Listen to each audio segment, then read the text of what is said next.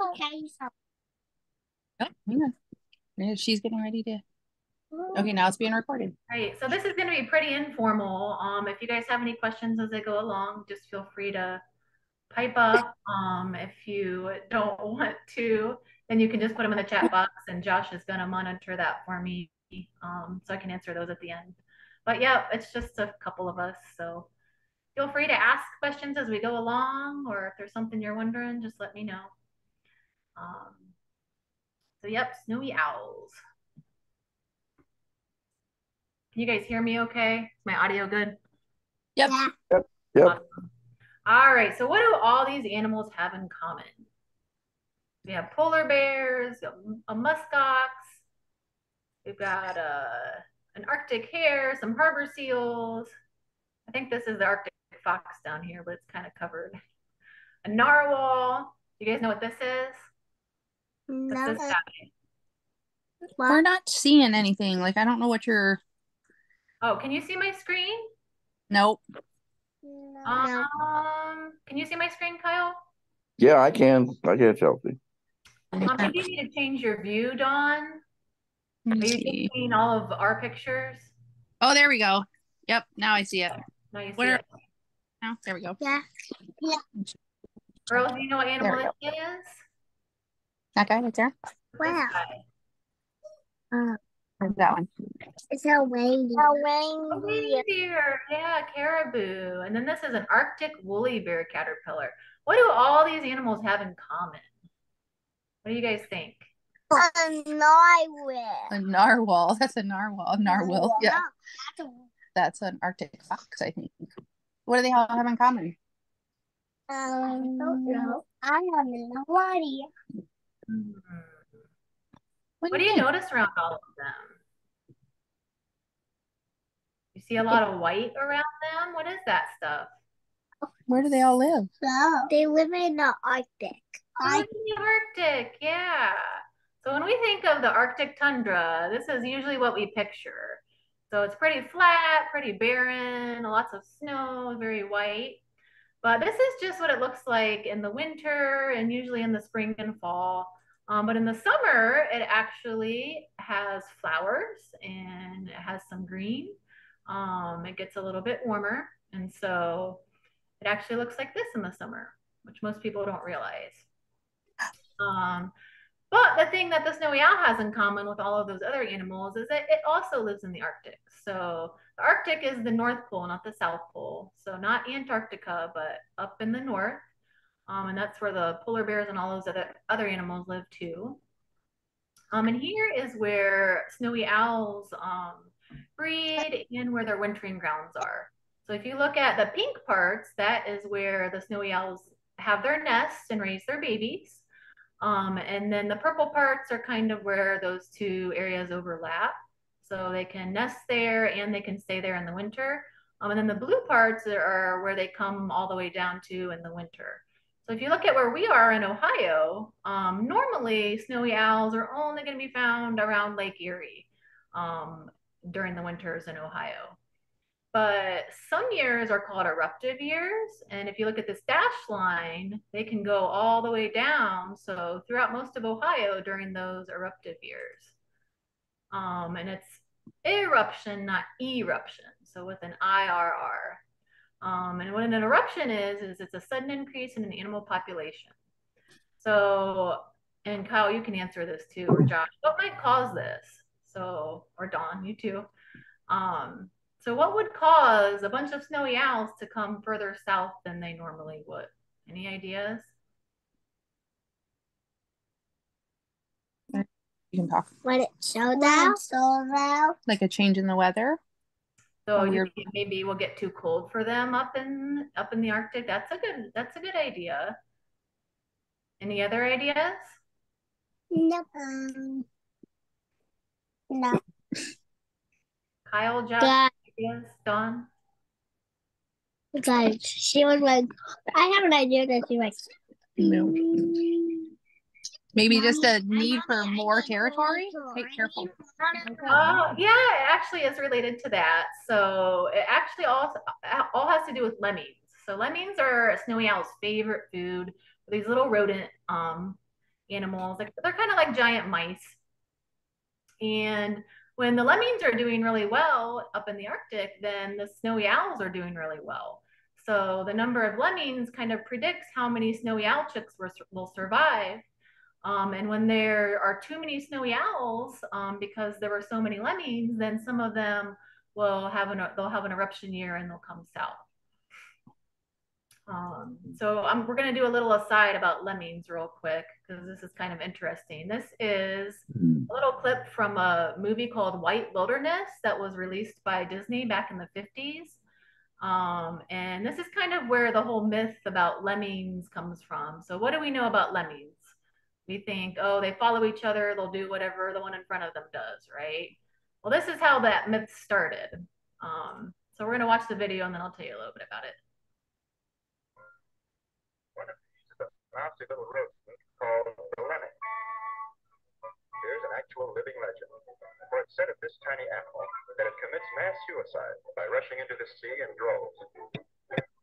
The story is one of the persistent tales of the Arctic. And as often happens in man's nature lore, it's a story both true and false, as we shall see in a moment.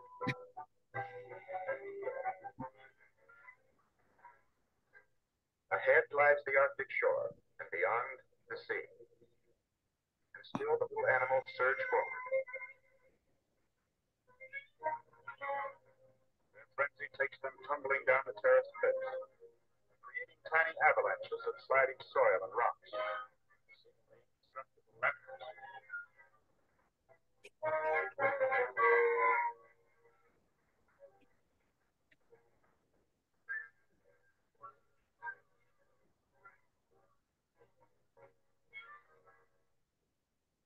They reach the final precipice. This is the last chance to turn back.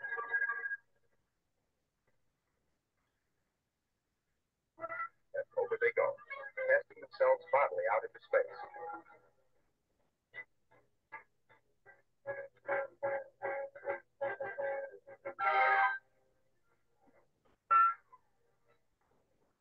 So Disney released this as a documentary. So they pretended that this was completely like what happened in nature, and they won a Golden Globe for it. The year it was released. Should be done soon. Won't seem to survive. But then a few years after this, it came out that this whole scene was staged. They actually paid people $1 per lemming to let them release these lemmings, and then they forced them off of this cliff into the water to create this film. So not so Disney-esque as the Disney movies are now. I thought it was kind of interesting.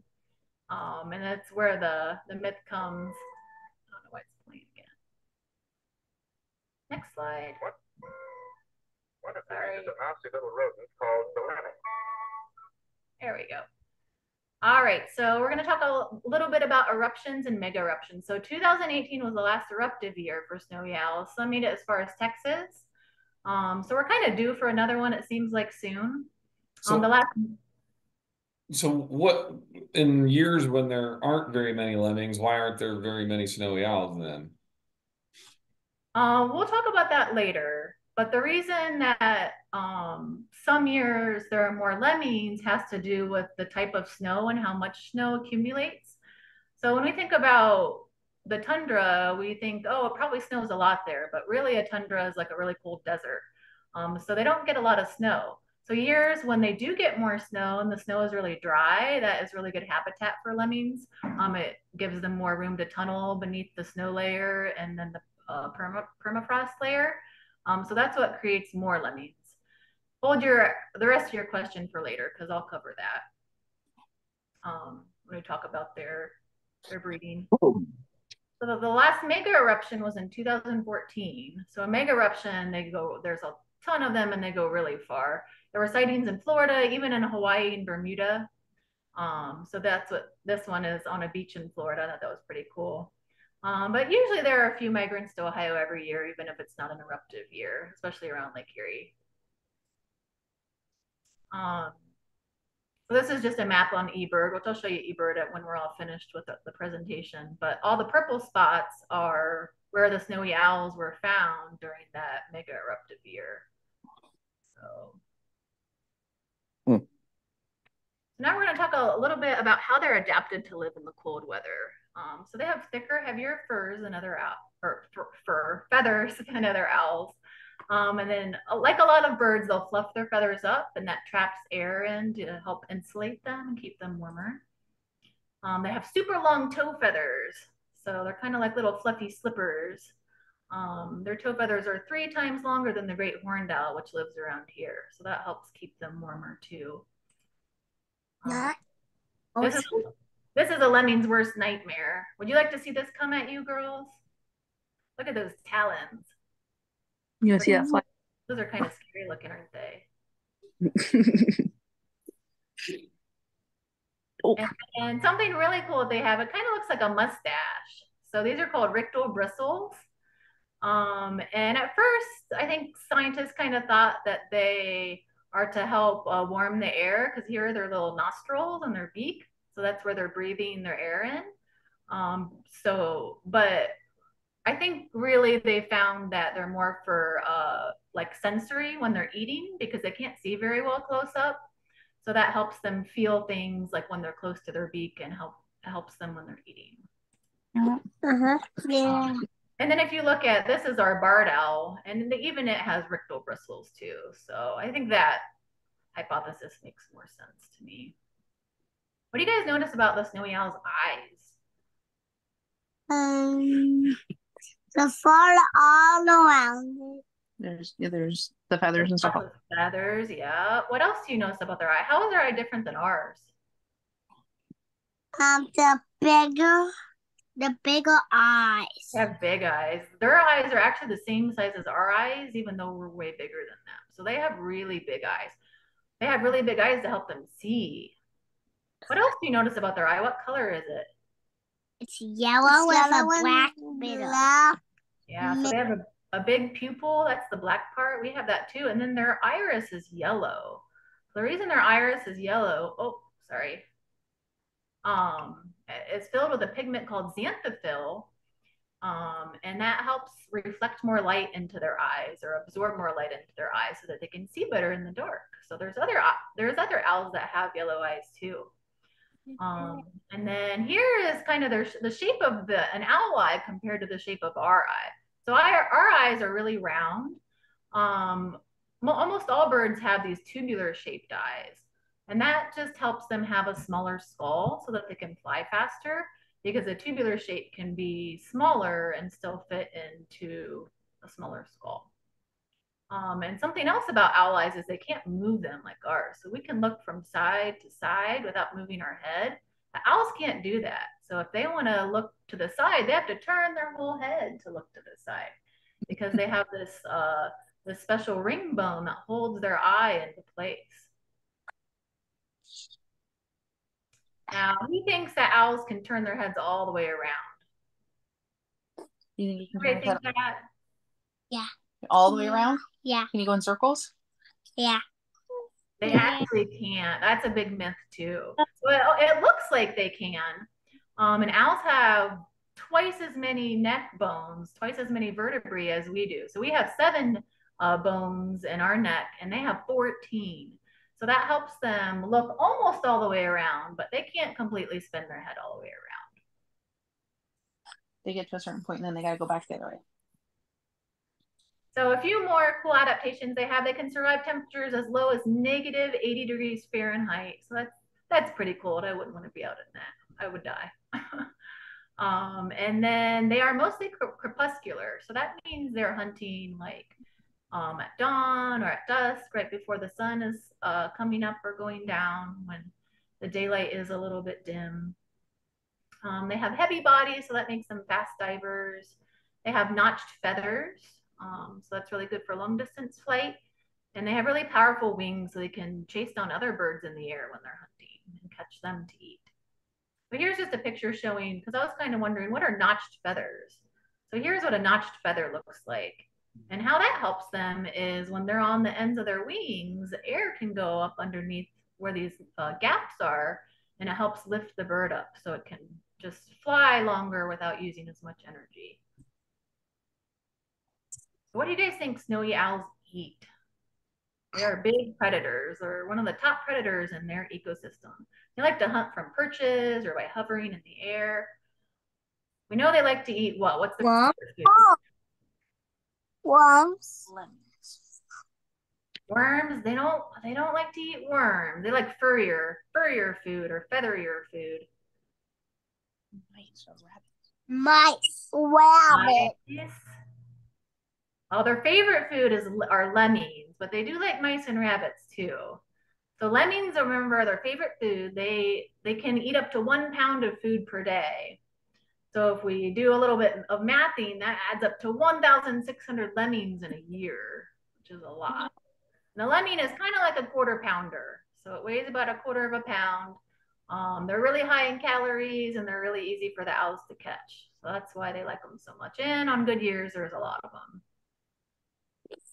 And during the nesting season, Josh, this kind of relates to your question. We'll talk some more about it too, but they comprise 90% of the snowy owl's diet. So they really rely heavily on lemmings during their nesting season. Here are some of the other foods they eat. So you said rabbits. These are Arctic hares, Arctic foxes, voles, sea ducks, and ptarmigans. And I forget what this guy is. Maybe a Snow bunting? A snow bunting. So if they can't find lots of lemmings, they'll eat other things too. In the winter, when they come further south, they have to be a little bit more opportunistic. So then they'll eat mice and even skunks, and other birds like kestrels, rabbits, and ducks and geese. They'll even eat carrion, dead animals if they can find them and there's nothing else to eat. I wouldn't want to be this mouse though, would you guys? Swooping in on that mice. Swooping in, isn't he? You think he caught it? I bet he did. Yeah. Or she. Mice. All right, do you think anything eats a snowy owl? What do you think eats it? Not a lot. Snowy owls are pretty much top predators, but an Arctic wolf or a polar bear could eat a snowy owl. And then their eggs or their little babies, these Jaegers could eat them. They're a type of seabird. All right, now we're going to talk a little bit about how sexual dimorphism, so how the males and the females look different from each other. So you guys know which one is the boy lion and which one is the girl lion. Boy. Yep. The boy has the big mane. So a lot of times in animals, the males and the females look different. So here are some other examples of some animals that have sexual dimorphism. So we've got some ducks. Usually the males are showier, prettier, more colorful. This actually is a male bird. I know it doesn't look like a bird at all, but he's doing his little courtship dance for the female right here, who's a lot plainer. I know. We saw them in wild class. Mm-hmm. Oh, did you? Yeah, we've seen birds like that. They've been watching Wildcrats. Oh, yeah. So snowy owls are the same. So the males and the females look different. So which one do you guys think is the boy snowy owl, and which one do you think is the girl snowy owl? What do you think? Boy. Which one? She can't see you. Point. I think the whiter one. Do you think this whiter one is the boy or the girl? Boy. I think this one's the girl. Kyle, what do you think? I think the ones with the dark color are the boys. Yeah. Do you think this is the boy? Yep. Josh, what do you think? Other way around. So yeah, Josh is right. So in owls, the females are actually bigger. And that's so that they can have room for their eggs and they have more body heat to incubate those eggs. And then if it is hard for them to find food, they have more of a fat reserve to rely on. And then the boys get all white when they are mature, but they are smaller than the females. That wasn't quite a fair question for me, though. I already knew that. Did you already know? Are we done? So interestingly enough, Carl Linnaeus, who is kind of the father of modern taxonomy. He's the one who started the whole scientific nomenclature, like genus, species, names. He described these owls as two separate species because the males look so different than the females. So that was pretty cool. Eventually, they realized that they were the same species. But you can see the males here and then the females over here. What do you guys think about this one in the middle? Kind of looks like a mixture of them. You think this one's a boy or a girl? In the middle. The boy. It is a boy. So this is just a juvenile boy. He's not quite mature yet. So a lot of times these are the ones that are coming south and that we'll see in Ohio in the winter. They'll have some barring. It's not as heavy as the females, but they're just the immature juvenile males that are coming down and trying to look for some food because there are a lot of them. So how big are snowy owls? They are the heaviest owls in North America. They aren't considered, they're not the tallest owls, but they are the heaviest. And the females we said are bigger than the males. So the female wingspan can be 5'3". We talked about that. One female weighed in at 6.5 pounds, which is pretty heavy for a flying bird. All right, so snowy owl romance. So the boys have to do a lot of work usually to get a girlfriend owl. They don't make it easy for them. So we saw on that first map kind of their breeding range, but here are the countries and the states that they breed in. Northern Canada, Alaska are the closest places to here. And I thought this was interesting. They don't return to the same site every year and they don't keep the same mate every year. So every year one might breed in Alaska and the next year it might breed in Northern Siberia. So they're just highly nomadic. They'll just go wherever. And that's really for birds, isn't it? No, a lot of birds will return to the same place, even if they are migratory, they'll return to the same place every year. Yeah, that's what I meant. It's unusual that they don't return. Oh, yeah. Yep, I don't know if there are any. I'm sure there are other species that are like that, but no, you're right. Most species do return to the same spot. And they won't breed unless the lemmings are available. So if there aren't many lemmings around, then they're not even going to bother to go through courtship and lay eggs. So it's not a matter of them not being able to feed young. It's just a matter of they're like, we ain't even gonna do this. Well, we'll get to that a little bit too. But yeah, if right away there aren't any lemmings, they won't even bother. But we'll see what happens if there aren't many lemmings once they've already started laying eggs. And then the courtship begins in late April. So we think about how cold late April can be here. It's still really cold up there. So it can still be -10 degrees Fahrenheit. So she's got to keep those eggs warm, even in the bitter cold. All right, so how to get a girl in 6 easy steps if you're a male, if you're a boy owl. So number one, you got to find a tundra mound or another good nesting site. So the tundra is pretty flat, so the boy's got to find some little hill or something to have a nest on. And then he's got to start hunting and caching or storing as many lemmings as he can find. But then there are lemming thieves like gulls or foxes that'll come try to steal those from him. And then he has to hold a lemming in his beak and make really loud booming calls to advertise to the girl owls that he's there. And his calls can be heard 2 miles away. So that would be like from your house, girls, all the way to the nature center. So they can be heard a fair distance away. And then he's got to move in circles and wave that lemming from side to side, and it's still in his mouth, so he's holding it there. And then if he does attract a female, he's got to fly around and take really slow wing beats to try to get her attention, all while the lemming is still hanging in his mouth. And then if she decides that she likes him and comes up to him, he'll offer that lemming to her as kind of like a little gift. And here's a picture of a male snowy owl doing that courtship flight. And then here's what they sound like. So you can see the lemming in his mouth right here.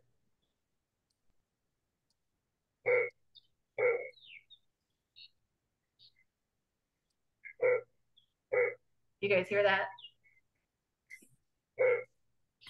Yeah.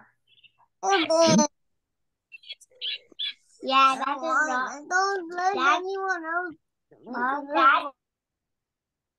And then if she decides that she likes him, they'll do a little mustache kiss. They'll kind of rub their rectal bristles together. They'll make some little chittering sounds, and then they'll mate. And then she will start laying eggs. So the way that the egg laying works is she doesn't lay all of her eggs at once. So she'll lay one egg, and then a couple days later, if lemmings are plentiful and the male's still bringing her some lemmings, she'll lay another egg. And the male's job is just to hunt all throughout this. So he starts feeding her because she has to sit on the eggs. So he's feeding her and he's trying to cache or store up the lemmings for the babies when they hatch. So depending on how many lemmings there are available, that's how many eggs she'll lay. So she'll only lay one if it's a really bad year. If it's a really plentiful year, they found 14 is the highest they've ever found in a nest. So it could be more than that, but so does that kind of make sense now, Josh? And then we'll talk some more too about once they hatch, if there's not enough lemmings, what happens. So they don't incubate right away then? Yeah, she'll start incubating right away. So as soon as so they come in spurts then. Like she'll continue incubating one. Whereas like with songbirds, they lay them and then they all basically hatch at the same time. These are going to hatch. Yep, and we'll see what they look like because they're all different ages. And the nest is nothing fancy, so it's just kind of a little scrape that she scrapes out and on the mound that they find, and then she just starts laying her eggs.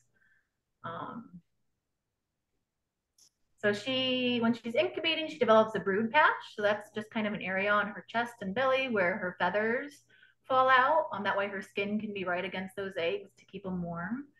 And then it usually takes about a month before the eggs start hatching. She'll only leave the nest to go to the bathroom and to get food from the male or to scare away predators. And then the eggs begin hatching in June usually. So you can see this nest still has its eggs. It looks like maybe there's 4 eggs, but the male has really been doing a lot of work and getting a lot of lemmings. So these are all dead lemmings that are just waiting for when the eggs hatch for the owlets to eat. And then here's what they look like when they hatch. They're pretty cute. What color are their feathers when they first hatch? What color are their feathers? White, yeah. So when they first hatch, they had these downy white feathers. And you can see there's still an egg here that hasn't hatched. White too. Oh, yeah, there was still an egg in there, but not all of them hatched yet. But here's a really good picture showing the difference in the ages, Josh. So this youngest one looks like just hatched not very long ago, but then the oldest one is probably 2 weeks older than this one. Oh, I did. And then the way it works is if there are not enough lemmings, then the oldest one always gets fed first. So if there aren't enough lemmings for all of them, the youngest chicks will starve to death, which is kind of sad. And then if they do starve to death, they'll get fed to the older chicks. So they do a little bit of cannibalism if they have to. But if it's a good year and there's lots of lemmings, that doesn't happen and they all survive.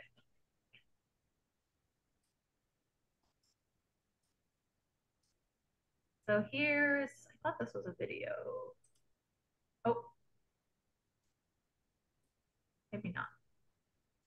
So here's a picture. You can see the male is bringing a lemming to feed and we'll get to see a video of this in action too. You can see all the lemmings that are cached up. All right, so this is just kind of a highlight of a bunch of different clips. And they had actually a hidden camera in the nest. So they're super close up and it's pretty cool. You can see the The male feeding the female and her feeding the outlets.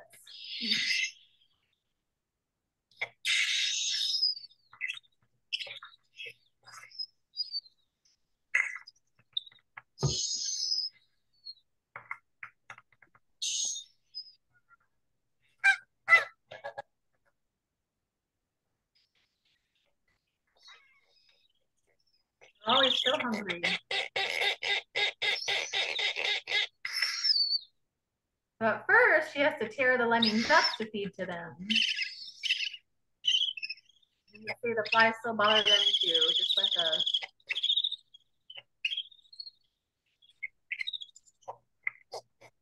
it's like, just give it to me. They're hungry. You can see the little one right here, who's a lot younger than the others. Then when they get older, they can just swallow these things whole. Kind of like a snake.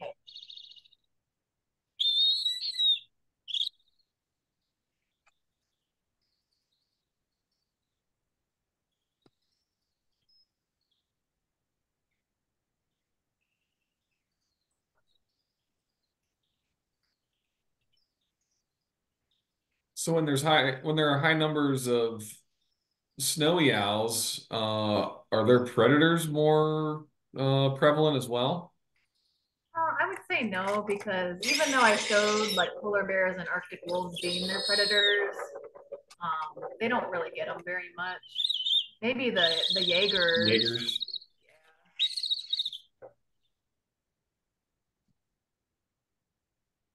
I guess if there's not much predation to, oh, he is eating that whole thing. Yeah, it's crazy. It's like the size of him too. I guess if there's not much of a chance of predation, ground nesting doesn't seem like that bad of a strategy then. Choice because there are no trees. I mean, where else are they going to nest at? Living up there.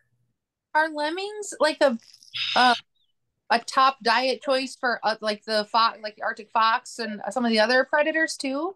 That's a good question. I don't know. I'd have to do a little research on that. That just seems. I would think the foxes for sure. Yeah. So yeah, it would be a good curious to know if when the snowy owls are doing really well, if like the Arctic foxes and the other predators do really well too. Yeah, I don't know. That's a good question. So these owlets are ready to fledge. So what color are their feathers now? Are they? Kyle must have gotten bored with the snowy owls, huh? White and black. White.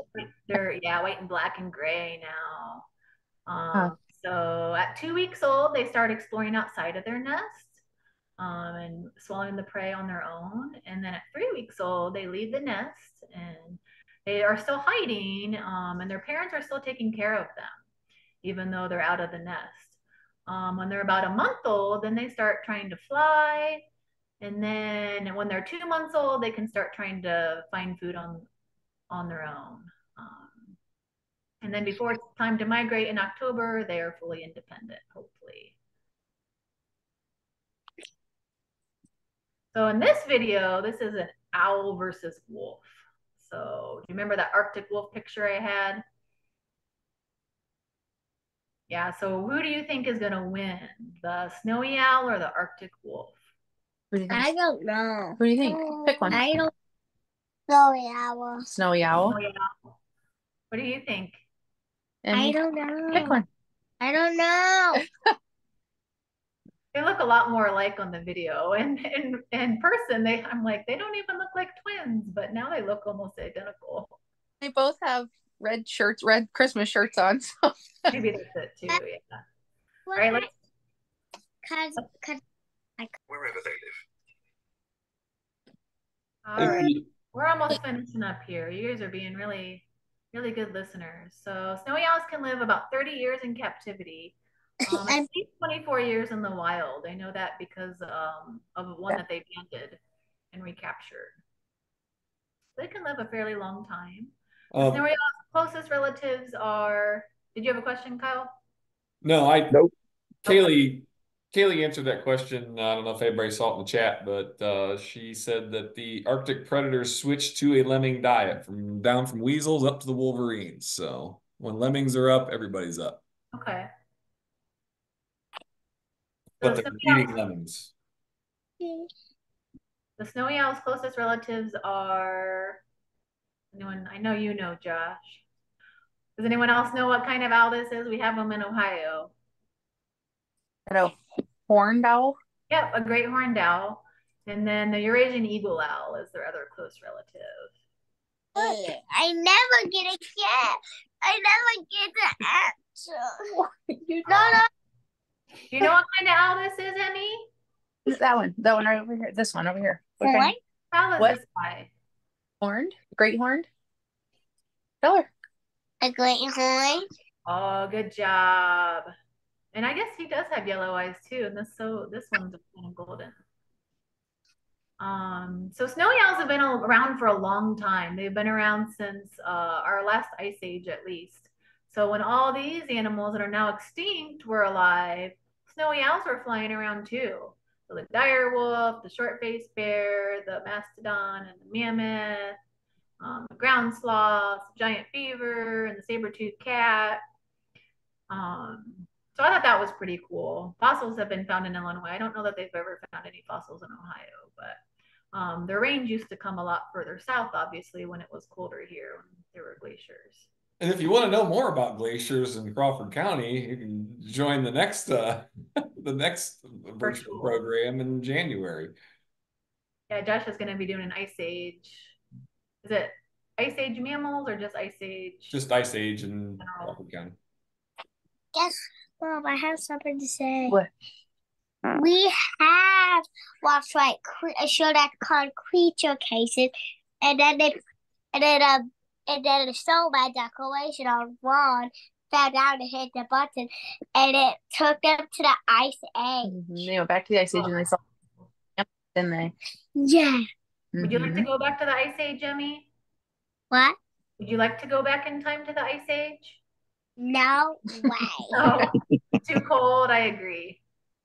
Too cool. Same, girl, same. I'm done with it. Warm enough. So one of the reasons that we know so much about snowy owls now is because of this project called Project Snowstorm. So they have captured some snowy owls and put these little transmitters on them, and they can track where they're migrating to and where they go back to. So you can see these lines. So this like green line in the middle is just from one snowy owl. So that's where it flew to in 1 year. And then the yellow line is another one. So it's kind of crazy sometimes. You can go on their website and follow. They all have names and you can follow them if you want to do something fun this winter. But you can see the paths they've taken, and it just makes no sense to me. I don't get why I think it's just wherever they can find food is where they go. So snowy owls are considered vulnerable. That's what their conservation status is. And vulnerable is that they face a high risk of extinction in the wild. So not very long ago, I think it was maybe 30 years ago, their population was estimated at 200,000 in the wild. And now they think it's less than 28,000. So some of the reasons for that is climate change. So climate change is not doing well or not good for any of our Arctic animals. What's happening is the permafrost layer that I kind of talked about earlier. So it's a layer right under the snow right under the top layer of soil that usually stays frozen all year. Even in the summer, it never thaws out. So that kind of prevents anything that's deep rooted from growing, like trees and shrubs. That's why you don't see any trees in the tundra. But when the permafrost starts thawing, which is what's happening now, trees can start growing, and that eliminates lemming habitat. We're also losing kind of these freshwater pockets that you can see in this picture. So there are a lot of sea ducks that will use these and fish. And so the snowy owls, that's a lot of their prey in the winter, the ones that stay up there. So that's not good for them either. Another thing that's happening is a lot of them, or I shouldn't say a lot of them, some of them are being taken from the wild. Um, it's called the Harry Potter effect. So, have you girls watched Harry Potter yet? They're probably too young, aren't they? We haven't done the Harry. I love the Harry Potter books, but we haven't introduced those yet. No. So Harry Potter has a pet owl named Hedwig, and Hedwig in the Harry Potter movies is supposed to be a female. But is this really a girl owl or is this a boy owl? What is it? It's a guy. This is a boy owl. He's got a little bit of his black spots left, but this is a boy owl. So really, they had that wrong. But what's happening is they're taking some from the wild and selling them in these bird markets way more than they used to because of Harry Potter. But I feel like Harry Potter maybe isn't as popular as what it used to be. So maybe that's dying down a little bit, hopefully. So if you're wondering how you can see one around here, so now is the time to be looking. I checked eBird yesterday, and there haven't been any sightings in Ohio yet this year. But it also hasn't really been very cold or snowy yet. So their favorite places you want to look are coastlines like Lake Erie, reservoirs. They really like reservoirs. I know one was spotted at the Bucyrus Reservoir a couple years ago. Just big open fields because it reminds them of the tundra, and that's what they're used to hunting in. And then airports they seem to be really attracted to because they're really open and flat. So I've actually seen, I think, 3 or 4 now in Wyandotte County, just out in fields, usually in January or December or January are the best months to look. And I'm going to show you guys how to look on eBird to see if any have been reported because that's the best place to look. This is one I got to see a couple years ago. It was up on an electric pole. It was really fun to watch. All right, are you guys ready for a quiz? Kayla, you can unmute yourself. I have never heard of a quiz. The quiz is like a test. Right. So where do snowy owls breed? Where do they live most of the year? In the Arctic. In the Arctic. Very good. What is one adaptation a snowy owl has to help it survive in the Arctic? That's something that helps it stay warm up there. What's something that helps it stay warm? Feathers. The notched feathers. Feathers, yeah, they have really thick feathers, don't they? And what do they have around their talons? Oh, myself. Around their Did they have super long toe feathers? Their toe feathers. Yeah, their feathers. Yeah. All right, what is their favorite food? Lemons. Lemmings. Living. What is something that is threatening them? Harry Potter. I don't know. Well, something we just talked about. Harry Potter. Harry Potter. Is it getting a little warmer up there? I don't think you can hear me. And people are taking them from the. What did you say, Kaylee? Oh, I said Harry Potter. Harry Potter. I heard you. It's all Harry Potter's fault. I mean, isn't everything though? All right, where should you look for them around here if you want to see one around here? I don't know. Say, big open Should field. you look in a forest or should you look in an open field? Open field. Open field. Actually, the first one I saw around here was in the ditch right beside the road by a field. And I thought it was a plastic bag and it was a snowy owl. It was pretty cool. I want to see a snowy owl. I want to see a snowy owl too. So one of the best places, I don't know if I heard you say it, but I'm sorry, I'm at Meyer. But one of the best places that I know of in Ohio to find snowy owls is the Burke Lakefront Airport in Cleveland. Okay. I think that's what it's called, Burke Lakefront. Yeah, I was taking that back. Yeah, I'm trying to. What did she just say? Keep this go away. Is by the airport up in Cleveland by the water. Can't make this top thing go. I'll just go there from here. So if you go to eBird ebird.org. If you want to cheat and just find where they are close to you, if any have been, because if they have been seen, then they'll be reported on eBird usually. So if you go to ebird.org and go to explore, and then type in snowy owl,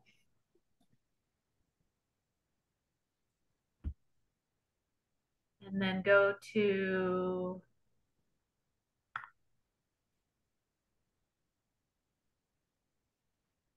this. Go to large map. You guys can all still see my screen, right? Mm-hmm. Yep. Okay. Yes. Yep, we're watching.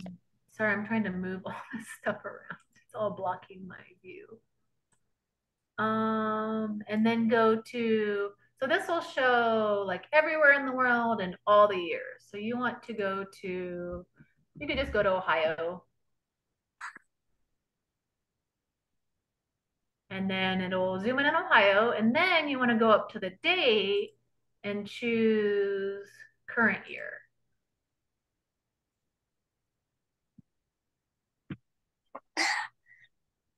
So then if you look, you can zoom in. Let me move this again. You can zoom in on these purple spots. So the purple spots are showing you where people have reported seeing them. So far this year, which we're going to see, now we can see the actual little markers. If you click on one, it'll tell you what date it was and where it was exactly and who observed it. So all of these, I already checked them all, and they're all from January of this year, but last January. So far, none have been reported in Ohio for this winter season yet. That's what those markers are, as if somebody has seen an owl. So if you want to check again in like a couple weeks and see if there are any close to you, or that would be my recommendation.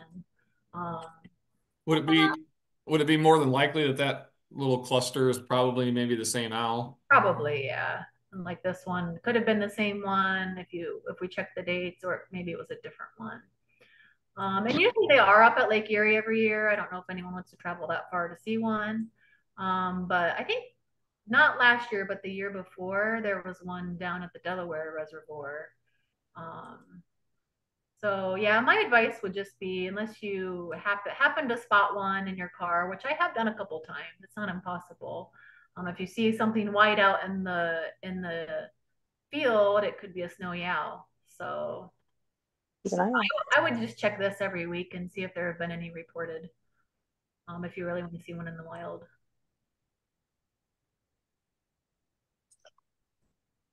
Did somebody have a question? No. No, I thought I heard someone start to talk. Yep, so you can just click on these and see what date they were and where exactly they were.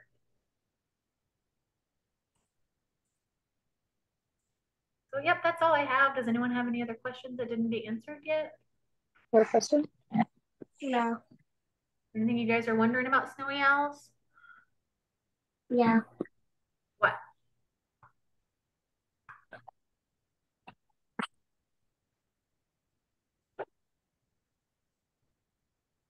Totally, thank you. Stop my screen share. Okay, now say it. Thank you for the owl cast. What did she say? She said, "Thank you for the owl cast." Oh. Oh, class. Oh, class. Yeah. Well, thank you for remembering about it and for being such good listeners and learners. We logged in last week and I'm like, why are they not, like, it's not there? Why are they? And then I went, date change. Yeah, sorry about that. Oh, good. Guess what? Anything you're wondering? What? Well, My food question was answered. Yeah, it's a little gruesome, but that's how nature goes. Astrid did it when we get to see the whole